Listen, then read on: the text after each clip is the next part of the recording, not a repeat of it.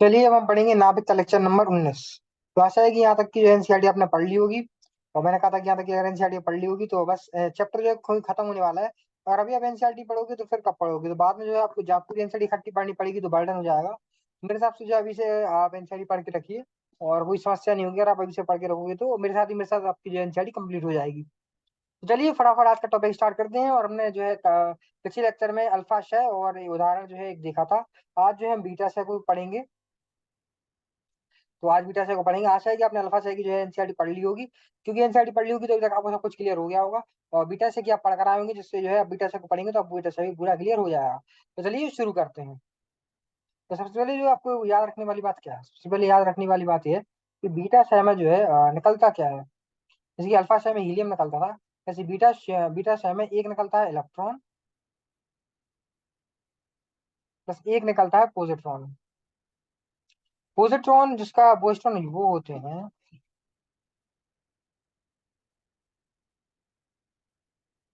जिनका द्रव्यमान, इसको रुकिए जरा, जिनका द्रव्यमान तो ई के बराबर होता है, लेकिन जो इनका जो आवेश होता है वो जो है बिल्कुल इलेक्ट्रॉन से वो बिल्कुल उल्टा होता है। और इलेक्ट्रॉन का घनात्मक होता है, सॉरी इलेक्ट्रॉन का ऋणात्मक हो रहा है होता है, और पॉजिट्रॉन का जो है वो धनात्मक जो है आवेश होता है। तो इनका जो है क्या बोलते हैं द्रव्यमान जो है बिल्कुल इलेक्ट्रॉन के बराबर होगा, लेकिन जो आवेश होगा वो इलेक्ट्रॉन से पूरा उल्टा होगा। तो चलिए आगे बढ़ते हैं। हम्म। तो बीटा क्षय में किसी नाभिक से एक इलेक्ट्रॉन अथवा एक पॉजिट्रॉन का स्वतः उत्सर्जन होता है। बीटा माइनस क्षय तथा बीटा प्लस क्षय के सामान्य उदाहरण निम्न है। तो देखिए, जो इलेक्ट्रॉन होता है इसको जो है ऐसे बीटा के ऊपर माइनस का जो है फिर क्षय लिखते हैं।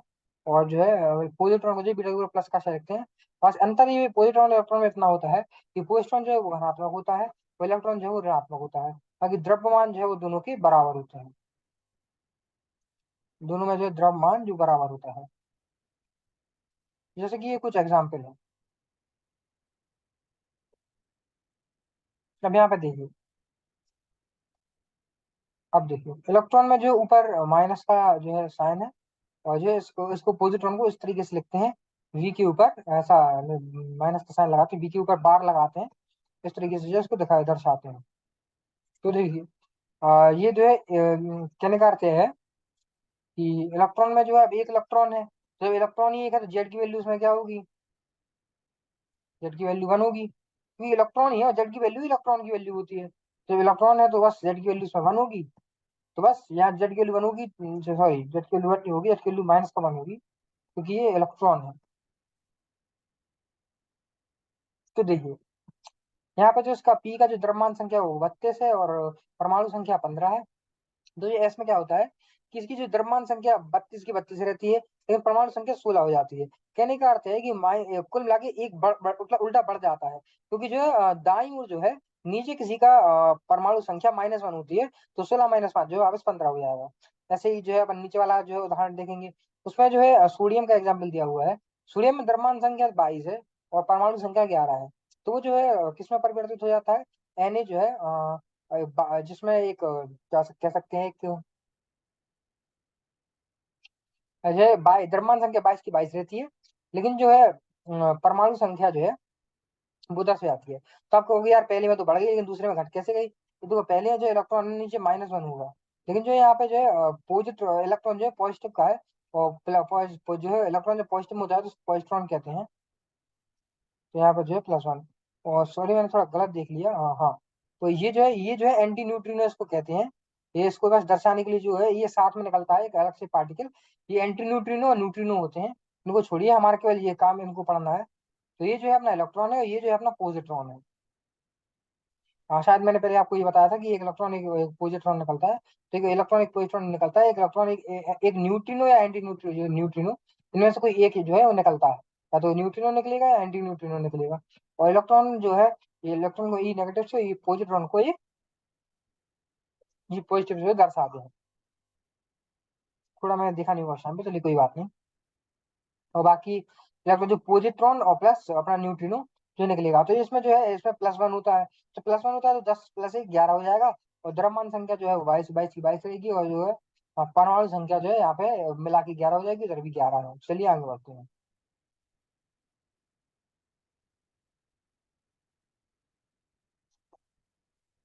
क्योंकि ये हाँ, तो ये छह समीक्षण 13.14 तथा 13.15 के अनुसार प्रयुक्त नहीं की जा सक प्रयुक्त नहीं की जा सकती कि कौन सा नाभिक क्षयित होगा। इस क्षय को अर्ध आयु से दर्शाया जाता है। और उपरोक्त क्षयों के लिए अर्ध आयु क्रमांक 14.3 और 2.6 वर्ष है। यानी कि अंतर है इन दोनों के लिए। और जो पहली वाली है उसका जो है 14.3 जो है दिन है। और जो दूसरी वाले के लिए जो अर्ध आयु कितनी है, 2.6 वर्ष है। तो अब अंतर देखिए कितना बड़ा अंतर इनमें है। चलिए आगे बढ़ते हैं। हम्म तो β-6 में इलेक्ट्रॉन के साथ ही एक जो है एंटी न्यूट्रिनो भी उत्सर्जन होता है। B+6 में पॉजिट्रॉन के साथ न्यूट्रिनो का उत्सर्जन होता है। तो मैंने आपको बताया था कि जो है इसको जो है एंटी न्यूट्रिनो कहते हैं, और इसको जो है न्यूट्रिनो कहते हैं। इलेक्ट्रॉन के साथ जो है एंटी न्यूट्रिनो आता है, और न्यूट्रिनो के साथ आता है इलेक्ट्रॉन, ये सॉरी पॉजिट्रॉन। इलेक्ट्रॉन और पॉजिट्रॉन में केवल द्रव्यमान जो है उनका बराबर रहता है, केवल जो है आवेश का फर्क होता है। पॉजिट्रॉन जो है वो धनात्मक आवेश का होता है, इलेक्ट्रॉन जो है वो ऋणात्मक आवेश का होता है। तो इनमें जो है इतना ही फर्क होता है। तो देखिए देखते हैं आगे। न्यूट्रिनो इलेक्ट्रॉन की तुलना में बहुत कम द्रव्यमान वाले जो है अनावेशित कण होते हैं। इनका जो है जो न्यूट्रिनो एंटी न्यूट्रिनो होता है वो इलेक्ट्रॉन की तुलना में बहुत कम द्रव्यमान के होते हैं। असंभवत शून्य शून्य द्रव्यमान समझ लीजिए, लगभग शून्य द्रव्यमान के होते हैं। कहने का अर्थ है कि जो सम मान लीजिए कि अनावेशित कण होते हैं, जो इनमें जो है कि ऊर्जा के लिए हम दर्शाते हैं कि कुछ जो एक्स्ट्रा कण भी निकले हैं वो उसके लिए हम दर्शाते हैं। बाकी इसका जो है लगभग माननी चलिए कि द्रव्यमान जो है वो 0 के पास होता है। और ये कण केवल क्षीण अन्योन्य क्रिया करते हैं, और बिना क्रिया किए पदार्थ की बहुत बड़ी मात्रा को पार कर सकते हैं। इसका संसूचन बहुत कठिन होता है, तो इसका संसूचन बहुत कठिन होता है क्योंकि द्रव्यमान उसका जो है लगभग शून्य है। तो चलिए आगे बढ़ते हैं। हम्म तो देखिए जो बीटा- तथा बीटा+ दोनों ही क्षयों में द्रव्यमान संख्या ए नहीं बदलती है। बीटा- में नाभिक का परमाणु क्रमांक Z1 अधिक हो जाता है, जबकि बीटा+ क्षय में एक कम हो जाता है। बीटा-क्षय में मूल नाभिकीय प्रक्रिया न्यूट्रॉन का प्रोटॉन में रूपांतरण है। न्यूट्रॉन जो है एक प्रोटॉन एक इलेक्ट्रॉन एक एंटी न्यूट्रिनो में जो है परिवर्तित हो जाता है।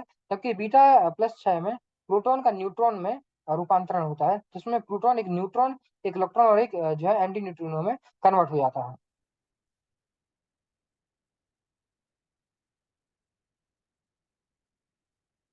और फिर हाँ, तो प्रोटॉन का द्रव्यमान न्यूट्रॉन के द्रव्यमान से कम है। अतः प्रोटॉन का न्यूट्रॉन में क्षय जो है समीकरण 13.25 केवल नाभिक के अंदर ही संभव है, जबकि न्यूट्रॉन का प्रोटॉन में क्षय मुक्त अवस्था में भी संभव है। बिल्कुल प्रोटॉन का क्योंकि द्रव्यमान न्यूट्रॉन के द्रव्यमान से कम है, तो अतः प्रोटॉन का न्यूट्रॉन से में क्षय केवल नाभिक के अंदर ही संभव है, जबकि न्यूट्रॉन का जो प्रोटॉन में क्षय मुक्त अवस्था में ही संभव है। तब देखिए ग्राफ देखने से पहले हम पूरा रिवीजन कर लेंगे कि आज हमने क्या क्या पढ़ा। तो आज हमने जो है सबसे पहले देखा कि आ, कैसे जो है एक इलेक्ट्रॉन के साथ जो है 2 मिनट रुकिए, एक एंटी न्यूट्रिनो निकल रहा है, और जो पॉजिट्रॉन के साथ जो है एक न्यूट्रिनो निकल रहा है। तो ये जो इक्वेशन जो है आपको याद रखनी है। एग्जाम में जो इक्वेशन आपसे पूछेगा तो नहीं, लेकिन इक्वेशन जो है आपसे जो है आपको ये देकर कि इलेक्ट्रॉन दिया है या ये दिया है, इनसे आपको बताना है कि ये जो है दे देगा कि आपको एंटी न्यूट्रिनो या न्यूट्रिनो दे देगा, फिर आपसे कहेगा ये बताइए आप पॉजिट्रॉन होगा या इलेक्ट्रॉन होगा। या फिर ऐसे भी हो सकता है कि आपको जो है कुछ चीजें गायब कर दें। जैसे कि ऐसा हो सकता है कि इसमें एस की जगह जो क्वेश्चन मार्क लगा दें, और यहाँ पे एन की जगह क्वेश्चन मार्क लगा दें, और ये आपको बहुत सारे जो है ऑप्शन दें, उनमें से आपको जो है एस और एन ही चुनने हो कि इसमें से जो है इनमें क्या होंगे। तो इसके लिए आपको जो रिएक्शन है याद तो नहीं करनी है, लेकिन समझनी है। समझ लोगे तो आपको जो है हिसाब से आप समझ जाओगे कि बीटा क्षय हो रहा है, तो इसमें कैसे जो है अगर मतलब इलेक्ट्रॉन होगा तो एक जो है बढ़ जाएगी परमाणु की जो संख्या है। और जो है अगर इलेक्ट्रॉन जो है पॉजिट्रॉन होगा तो एक जो है कम हो जाएगी परमाणु संख्या। इसको लेकिन इसके लिए आपको जो है पूरी कंसेप्ट जो है वो क्लियर होनी चाहिए। अगर आपको पूरी कंसेप्ट क्लियर है तो फिर ये आप इसको जो है ठीक से कर पाओगे।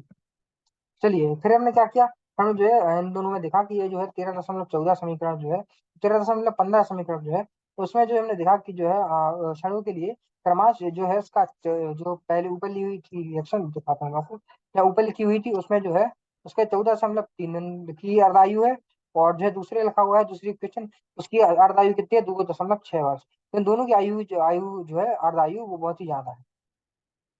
तो देखिए फिर हमने देखा कि जो है अपने बीटा माइनस छह के साथ इलेक्ट्रॉन के साथ एंटी न्यूट्रिनो और बीटा प्लस छह के पॉजिट्रॉन के साथ न्यूट्रिनो जो है निकलते हैं। इनका संसूचन बहुत कठिन होता है क्योंकि इनके द्रव्यमान जो है, द्रव्यमान सममात्रा शून्य रहता है, मतलब जो समझ लो इलेक्ट्रॉन की तुलना में बहुत कम होता है, इतना कम होता है कि उसको जो है शून्य मान सकते हैं।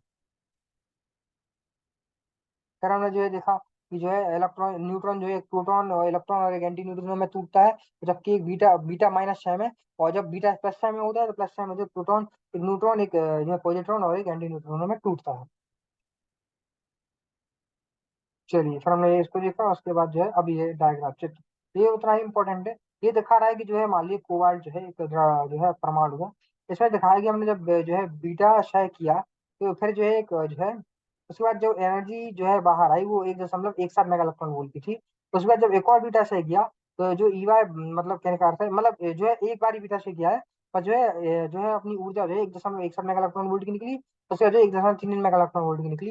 तो ये जो है 60 का, इसमें देखिए इसमें भी द्रव्यमान संख्या 60 की 60 है, और जो है अपनी जो है परमाणु संख्या जो है 27 की 28 हो गई है। और 27 की 28 कब होती है अब बताइए, जब ये हमने आपकी अभी पहले पढ़ा था, दिखा रहा हूँ आपको, बढ़ती कब है। तो ये देखिए बढ़ती कब है, तब इलेक्ट्रॉन और एंटी न्यूट्रिनो निकलते हैं। इसमें जो है इलेक्ट्रॉन एंटी न्यूट्रिनो निकले होंगे जब जो है एनआई जो है 60 और 28 में जो है ये निकला है। और जो कोबाल्ट 60 और 27 जो है नाभिक के बीटा क्षय में उत्सर्जित जो है गामा किरणों के उत्सर्जन को दर्शाने वाली वो जो है ऊर्जा स्तर आरेख है। तो आज हमने क्या पढ़ा, आज हमने बीटा से पढ़ा। आज हमने देखा कि जो है कैसे बीटा से में जो है एक अगर इलेक्ट्रॉन निकलेगा तो उसके साथ एंटी न्यूट्रिनो निकलेगा, और एक पॉजिट्रॉन निकलेगा तो कैसे उसके साथ न्यूट्रिनो निकलेगा। हमने देखा पॉजिट्रॉन कुछ नहीं है, पॉजिट्रॉन जस्ट इलेक्ट्रॉन, जितना द्रव्यमान इलेक्ट्रॉन का होता है उतना ही द्रव्यमान जो है हमने देखा पॉजिट्रॉन का भी होता है, और दोनों का आवेश अलग अलग होता है। जो हम कह सकते हैं कि इलेक्ट्रॉन का जो है वो ऋणात्मक आवेश होता है, पॉजिट्रॉन का जो है वो जो है धनात्मक आवेश होता है। फिर हमने देखा जो है कैसे जो है एंटी न्यूट्रिनो न्यूट्रिनो के बारे में ही पढ़ा कि एंटीनो जो है न्यूट्रिनो इनका जो है द्रव्यमान इलेक्ट्रॉन की तुलना में बहुत ज्यादा कम होता है, इतना कम होता है कि संभवतः उसको हम जो शून्य मान लेते हैं। और इसका जो है कह सकते हैं कि संसूचन भी बहुत कठिन होता है। तो हम देखा कि कैसे जो है बीटा माइनस छह के मूल नाभिकीय प्रक्रिया न्यूट्रॉन का प्रोटॉन में रूपांतरण होता है, उसमें इलेक्ट्रॉन और एंटी न्यूट्रिनो निकलते हैं। फिर हम देखा कि जबकि बीटा प्लस छह में प्रोटॉन का न्यूट्रॉन में रूपांतरण होता है तो उसमें प्रोटॉन में जो है न्यूट्रॉन में टूटता है, और एक इलेक्ट्रॉन और ये सॉरी एक पॉजिट्रॉन और एक जो है एंटी न्यूट्रिनो जो है निकलता है। हम जो है इस डायग्राम से जो है इसको समझा और देखा कि कितनी ऊर्जा जो है बाहर निकल रही है। बाकी आज हमने जो बीटा है वो कंप्लीट किया, कल हम जो गामा शय को कंप्लीट करेंगे, और नाभिकीय ऊर्जा भी कोशिश करेंगे कि इसको कंप्लीट करें। छोटा सा टॉपिक है तो नाभिकीय ऊर्जा और गामा शय जो हम एक ही बार में कंप्लीट करेंगे। और ट्राई करिए कि जितनी एनसीईआरटी मैंने पढ़ा दी है आज जितनी आप पढ़ के आए, और जो टॉपिक मैंने आपको बता दिए कल आपको एनसीईआरटी पढ़ के आनी है। देखिए अगर आप मेरे साथ एनसीईआरटी कंप्लीट नहीं करोगे तो बाद में आप ही को दिक्कत होगी, तो आप भी एक साथ पढ़नी पड़ेगी। एनसीईआरटी जो है आप मेरे साथ कंप्लीट करते चलिए, और सारे फॉर्मूले जो मैं फॉर्मूले जो है इंपॉर्टेंट मार्क कर देता हूँ, तो सारे फॉर्मूले आपको जो है याद कर लेने हैं। और जो है याद करने की जरूरत भी नहीं रहती, मैं सारे फॉर्मूले समझा ही देता हूँ, तो ज्यादा याद करने की आपको जरूरत पड़ती नहीं है फॉर्मूले। और थ्योरी में आपको पूरी करा ही देता हूँ, लगभग मैं एनसीईआरटी का लगभग कोशिश करता हूँ कि मैं कोना कोना कवर करूँ, और करता भी हूँ।